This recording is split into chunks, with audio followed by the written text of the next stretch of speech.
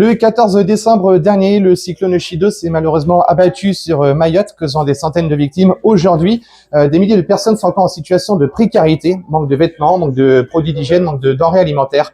Et des personnes ont voulu se faire bouger les choses. À La Rochelle, Manon, bonjour. Bonjour.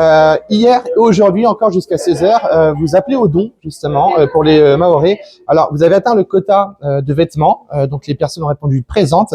Aujourd'hui, de quoi ces personnes ont besoin? Alors tout à fait, on a eu un très bel élan de solidarité hier, donc on a eu énormément de monde et énormément de vêtements, donc ça c'était vraiment une réussite, mais effectivement on a atteint la limite maximale des vêtements qui est autorisée par notre transporteur en fait, qui en a déjà énormément, donc aujourd'hui on collecte surtout les produits d'hygiène et les denrées alimentaires non périssables, donc riz, eau, conserves, de légumes principalement.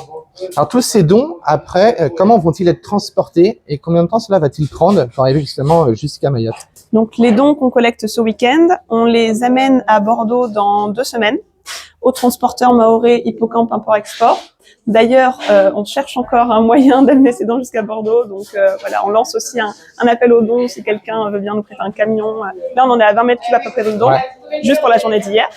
Donc on les amène à Bordeaux. À Bordeaux, c'est le transporteur Mahorais qui achemine jusqu'à Mayotte, en cargo, en bateau. Et une fois sur place, ce sont des associations mahoraises qui collectent les dons et qui les répartissent à la population. On le voit derrière vous, il y a énormément de bénévoles qui vous ont suivi dans cette démarche. Vous êtes combien en tout pour cette collecte de dons? Je ne saurais pas vous donner de nombre exact. Là, c'est vraiment une entraide entre amis. Donc, on est à peu près une dizaine, je dirais, voilà, à collecter, trier et empaqueter. Alors, on est aux 4 rue Bongraine, hein, c'est important de le dire, si vous voulez faire des dons aujourd'hui de denrées alimentaires non périssables et de produits d'hygiène. C'est aux 4 rue Bongraine qu'il faut venir, c'est jusqu'à 16h.